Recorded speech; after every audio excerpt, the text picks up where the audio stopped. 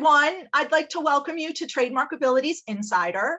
My name is Stacy Calamaris, and I'm a trademark attorney and the lead instructor at Trademark Abilities.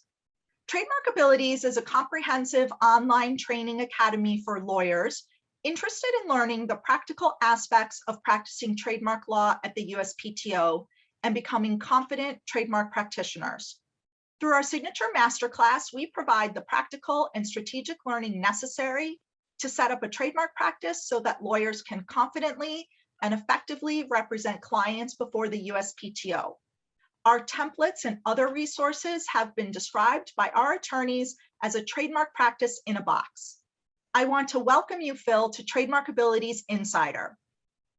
Through this series, it is my intention to interview people like you who have insider knowledge that helps make the life of the trademark practitioner a bit easier.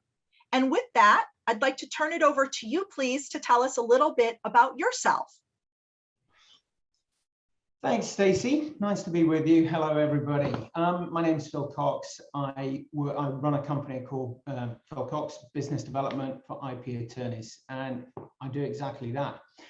My background is I started working for an IP magazine about 20 years ago. And it brought me out to the United States about 18 years ago. And in that work, I was introduced to the world of IP, and I was a sales guy. So I was one of these people calling up people to sell them advertising. And in the course of my work, I learned a lot about IP. After about 4 or 5 years, I'd had thousands of conversations with IP attorneys all over the world. And I realized that there was a disconnect between, how intelligent and successful these attorneys are and their knowledge of marketing and knowledge of how to promote themselves and what business development constituted. And so I set up an agency to help IP attorneys with just that back in 2007. And in the last 13 years, I've been working with clients all over the world, some very big clients, some of the leading IP practices in the world, all the way through down to solo practitioners. And in most recent times, what I do today, how I've honed my business over the years, is now I work primarily in coaching. So I do some training as well for groups, but primarily I work with individuals to help them move themselves along the business development track, whether it's a lack of knowledge and they need to understand what business development is, they need motivation, they need to just find out how to they need to find a way of actually getting the output going. Then I help individuals with just that. So, my background in publishing allowed me to help people with communication style work, speaking to the masses. But my sales background allows me to help people with the sales side of things, which is a slightly different angle from most business development consultants. I love IP. I think it's great. I've found that most of the people in the world of IP, I really enjoy them. I think they're just nice people. It's a nice industry to be in. So I have planted my flag here for the last 20 years and happily so. Yeah, super, super interesting. I love that you have the focus in IP. It's rare to find a business development guy, coach, what have you, who is focused on our area. And so I think that's one of the things that really drew me to you. So Phil, a lot of attorneys really bristle at the term business development, but it's such a critical part of what we do as attorneys. And why do you think it makes attorneys anxious when they hear the term business development or sales? Nice, great question. So I think it's primarily because they've never been trained for it. If you don't know about something, then you, as humans, we have a certain fear towards it, which is very, very human. I think that law schools are in part may carry some of the burden here because when you're at law school, nobody's pulling you. You're not receiving, until recent times, any courses that talk about business development. And so I think that that's starting to change, and hopefully more people will understand the basics of business development. that they will be pulled to one side and taught that sort of thing. Because, I mean, nobody went to law school because they wanted to be a salesperson. Agreed. But 20 years into your career, you go down the line and suddenly there you are. Or if you're a go-get-em type and you want to be a solo practitioner, you could be only 2 or 3 years into your career. And again, you're thrust into this role that you haven't been trained for. I remember I went into sales because I wanted to be a salesperson. And in England, that's salespeople are not, say, revered. Perhaps in the States they are a little bit more. So it's it's a big deal. And we were given some sales training. And before I was allowed to do anything, I had 2 weeks, 8 hours a day of sales training. And I cannot imagine how I would have gone about trying to make a sale without having that sales training. And yet this is what's happening for attorneys all the time. And so I'm not surprised that there's anxiety around it. I think that attitudes are changing towards business development. Traditionally, you had attitudes that said, well, I'm an attorney, I shouldn't have to promote myself. Agreed. And that I do think is quite a long way down the line and is changing. There's more competition now in legal practice. So that's one of the drivers for the need for business development. There's different channels emerging as well. So social media channels is an obvious one. But the way we consume content, which is education, which is what traditionally lawyers have used as the backbone of their marketing. We've got multiple channels now, and you can get directly to the people that can potentially buy your services through these channels. So there's some change there as well. And I think that people towards the end, lawyers at the end of their career, they're towards the end of their career, and it's the younger people that are coming through. And they've always thought, oh, well, I need to market myself. It wasn't something that wasn't the done thing, if you will. So I think attitudes are changing. And the final thing I would say is, in terms of anxiety around business development and the term business development, I want to let people know that there's a science to this. You can learn this. It's actually not that complicated. I say it's not rocket science, and some of the people I work with are actual rocket scientists on the client side. I mean, but it's not overly complex. You just need to know the rules of the game. So once you know the rules, you can get out there. You'll start seeing how it's happening in real life, in practice, and I think that it's kind of fun, and this is about relationships and human connections. So in that fashion, you're getting to learn about other humans, and I find that really, really interesting.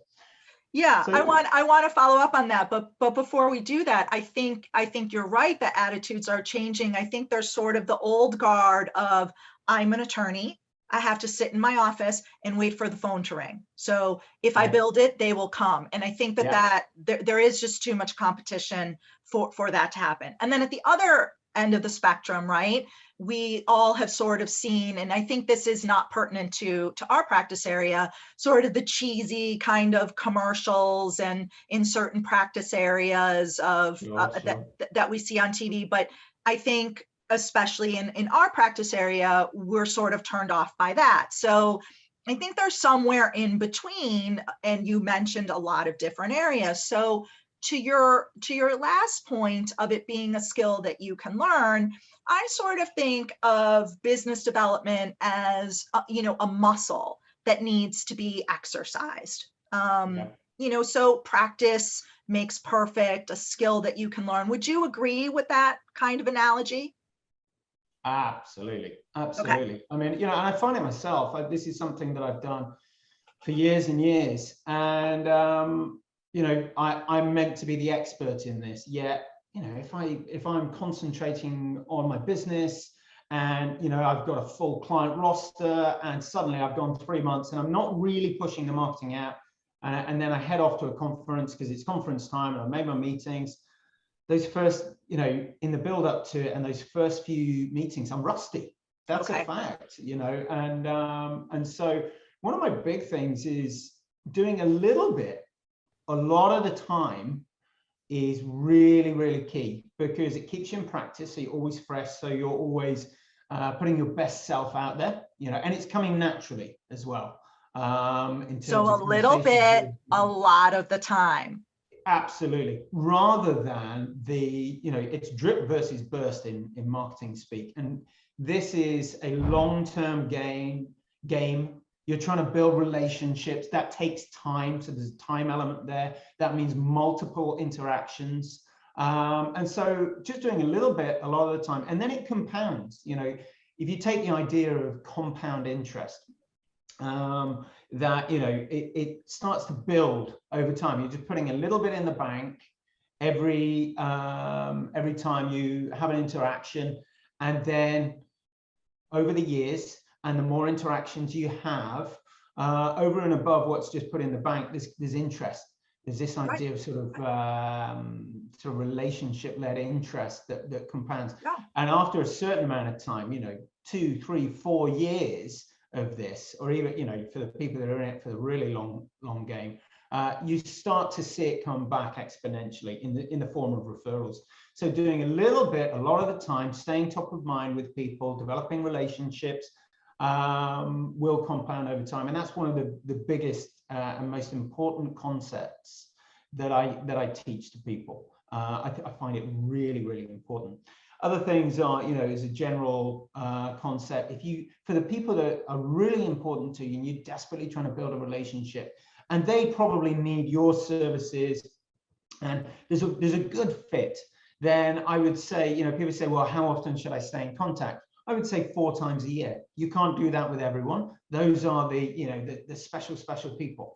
But, if you're doing that, then that will keep that muscle exercised.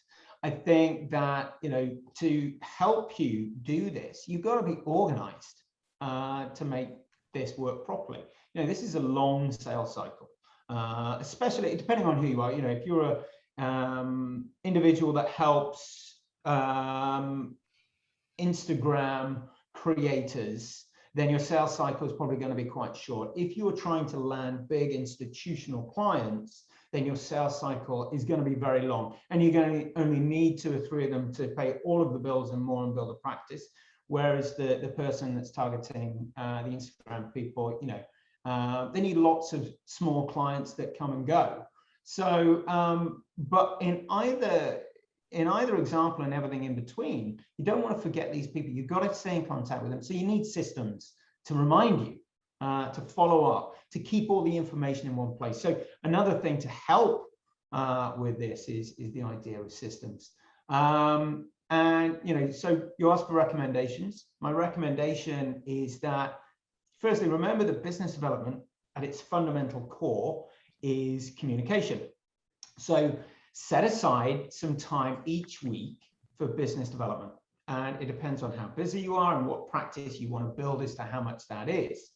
But it needs to be time that doesn't get given away. It's not the low priority. You have to have it as the backbone of your practice. It could be 2 hours, 5 hours, 10 hours, 20 hours if you really want, and it really does depend on what you're trying to achieve as to how much you should put to one side. But if you don't have clients, then most of your time is going to be spent marketing.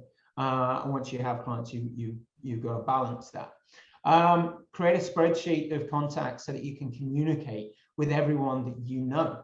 To have it listed down, because it's not just the people that you happen to remember. It needs to be people that you don't remember, but you met 6 months ago and you must follow up with them. And then set some goals is another thing. And these are all the sort of the background things around, exercising this muscle that I think need to be in place. So, an example of that might be, I'm going to email or call 5 people every week to interact with them in whatever way. And there's, we don't have enough time to go into what the interactions might be at this stage. This is a quick interview, but those are sort of But you don't need a fancy CRM system. It can be a simple Excel spreadsheet. It's just like working out, right? You don't have to go to the gym. You have everything you need at home, right?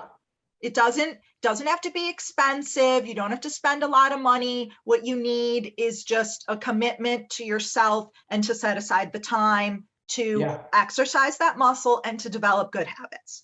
is what I'm Absolutely. hearing from you. And I love the gym analogy, because sometimes you are sometimes you haven't had a workout or done any business development work in 3 weeks, and yet you were on the treadmill, or rather you were doing it and it was good. And now you haven't done it in 3 weeks, you're starting to procrastinate and it's not happening. Well, you don't need to go back in the gym and do an hour session.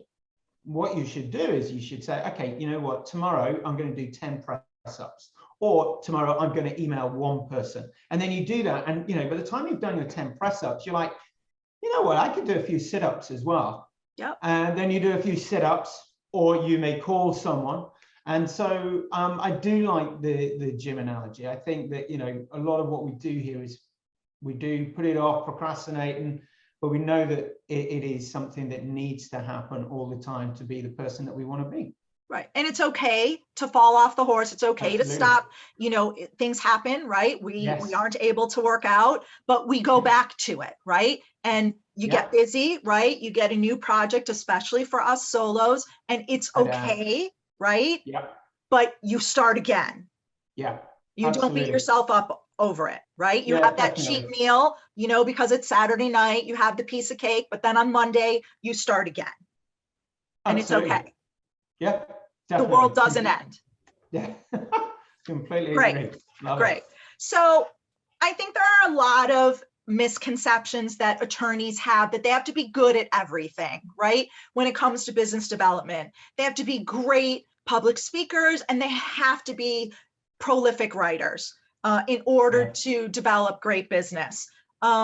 But I'm not sure that that's always the case. I know people that have really excellent books of business who aren't particularly great public speakers, but maybe they are great writers, or people who aren't really well published or prolifically published, but they speak really, really well. So what is your take on speaking and writing, or what is your advice on that? Yeah, well, I think that there are lots of ways to market yourself. It's speaking and writing are two very strong tools in the attorney's marketing mix, but they're not the only two.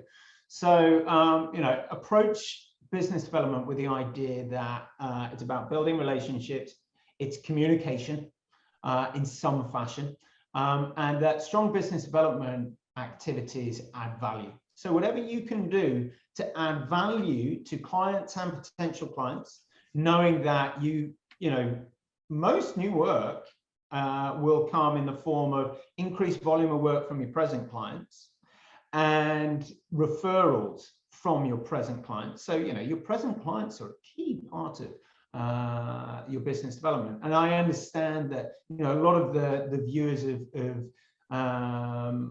or a lot of your students, Stacey, perhaps are at the beginning of launching their practice. Perhaps they don't have clients of their own. So I'll put it out there. However, if you don't have clients, then number one, stay within your comfort zone. Pick activities that you do feel comfortable with. I hear it all the time from business development professionals within law firms, and they say, you've got to go outside your comfort zone and you've got to push. And I disagree with it.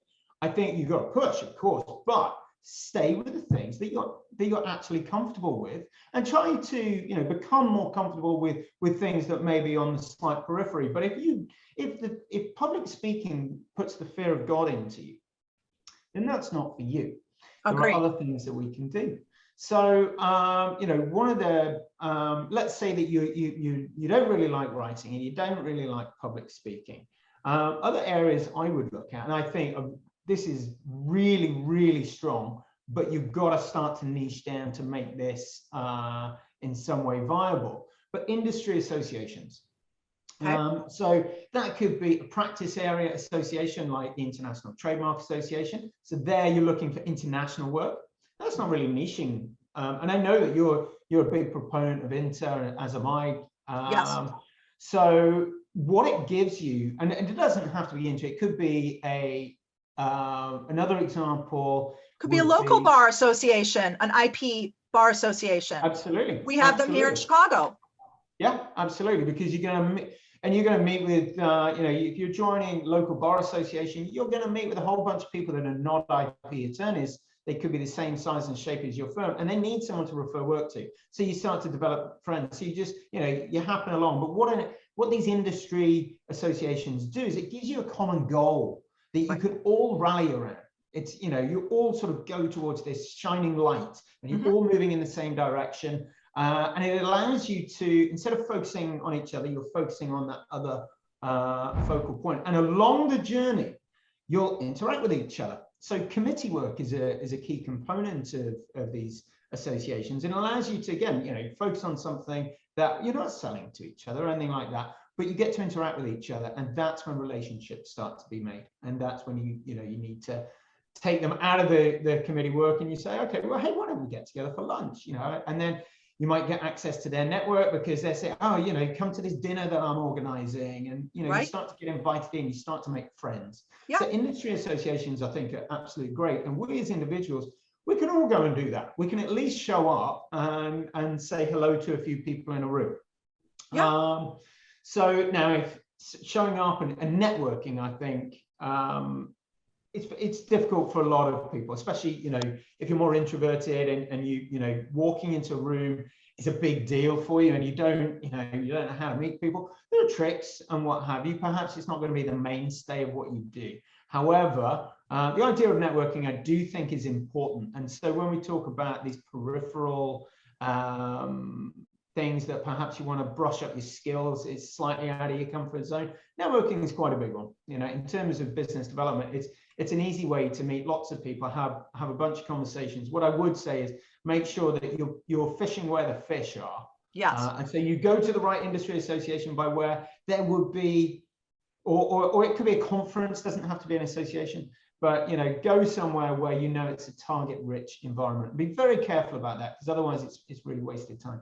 Other things are one-on-one lunches, one-on-one meetings, Zoom meeting. Hey, let's catch up for a coffee. People you already know. You know, anyone that's taking your course is probably going to be at least 23 years old. Many will probably be in their 30s and 40s. And so they've got a built-in network. You know, hundreds, if not thousands of people that you met over the course of your previous work, through school, through all kinds of things, through family, friends, all of it. And so these are people that already have some kind of trust with you. So why not get together and have a conversation? See what you can learn from them, tell them a little bit about yourself. And again, you know, this is in part a numbers game. So you need to be out there talking to people. It's about communication. It's about building relationships.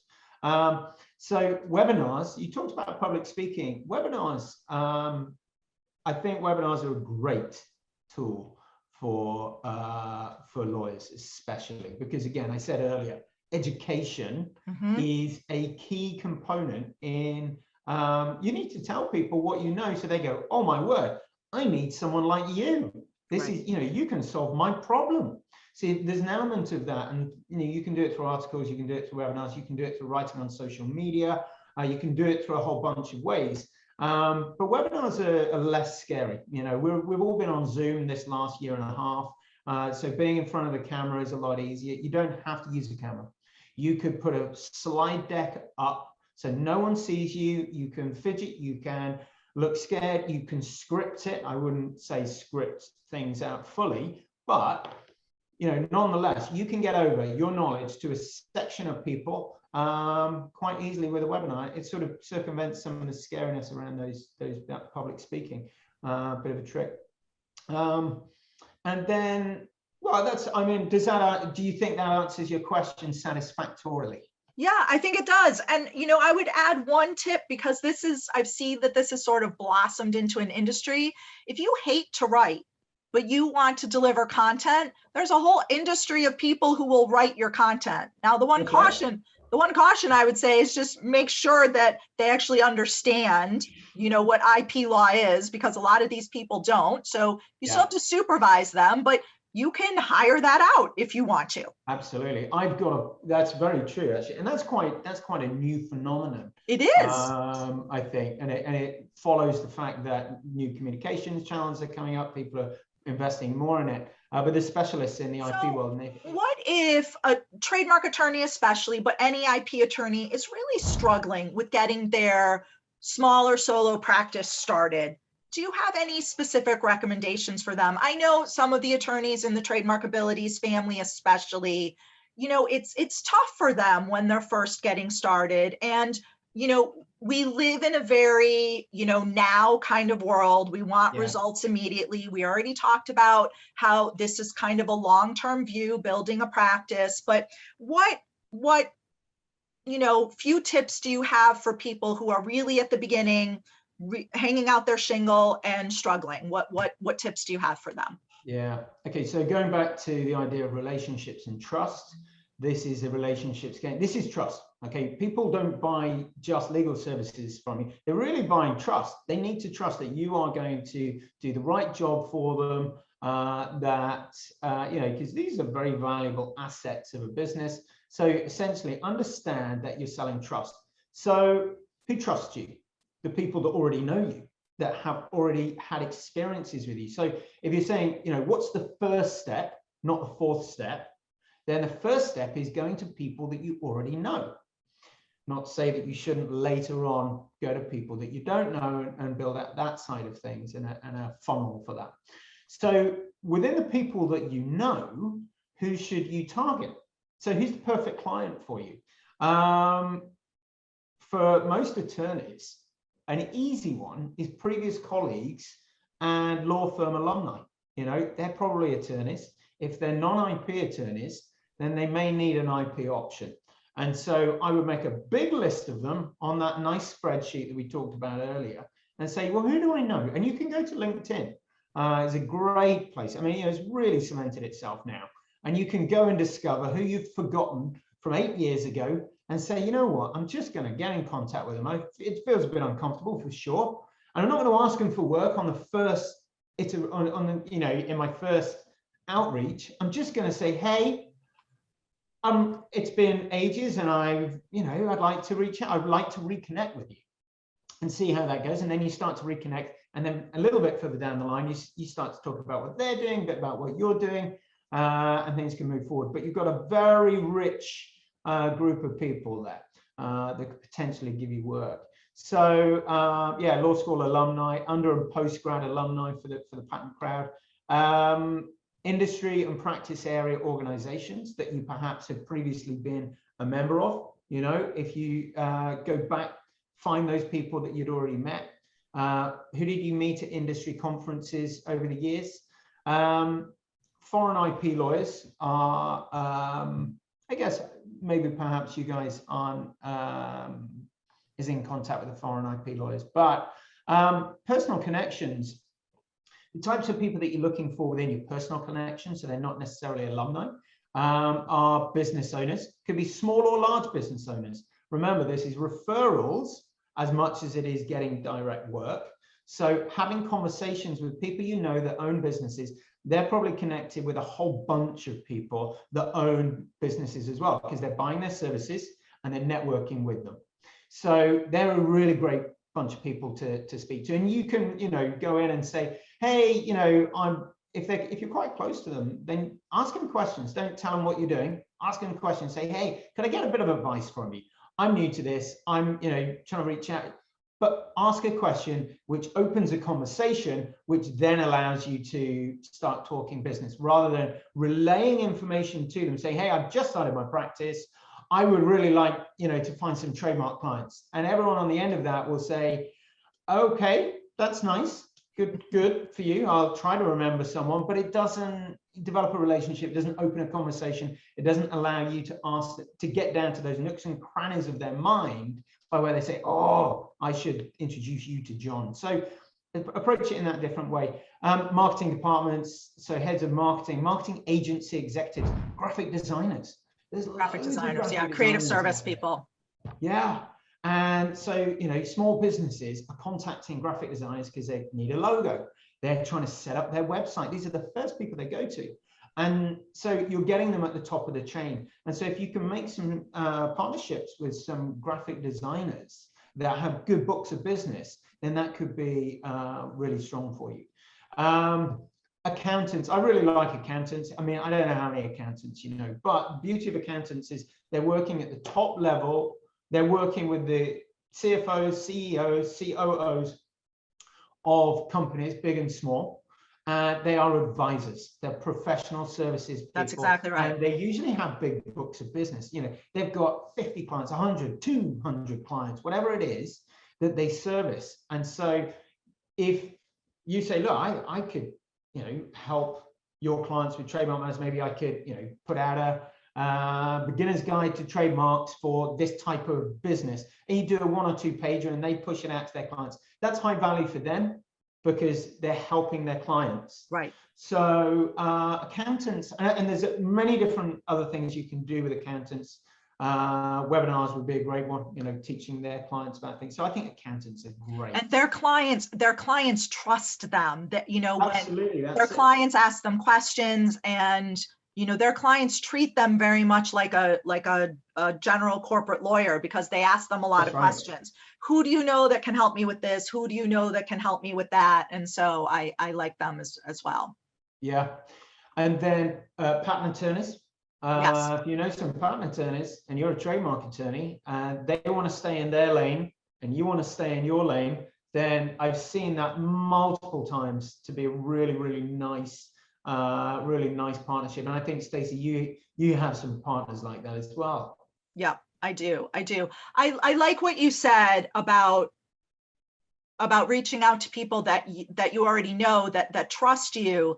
I think that can't be underestimated. We have so many attorneys in the Trademark Abilities family who are already experienced attorneys in another practice area. And they're wanting to add trademarks to their practice already. And so I love what you said about, you know, reaching out to your colleagues in whatever practice area you're in, whether it's estate planning or, you know, corporate contract work or what have you. If you're a litigator, you know, and you're just sick of the drama and the litigation, and you're coming over to something a little bit more transaction based, you already have a whole network of people to draw from. So I think that really can't be understated, you know, enough. I think, you know, a lot of people struggle with the mindset of saying, well, I don't want to sell anything. I don't want to be that person, you know. And I try to get people to shift their mind to, I'm going to be somebody that adds value. And so I'm not selling anymore, I'm adding value. And as long as you approach business development in a, how can I add value to the person I'm talking to way, anybody that I interact with, I want to add value, and whatever that means, then suddenly selling doesn't feel like selling anymore. It feels like just being a really good person. And it makes you happy and you get a buzz out of it, which makes you want to do more of it.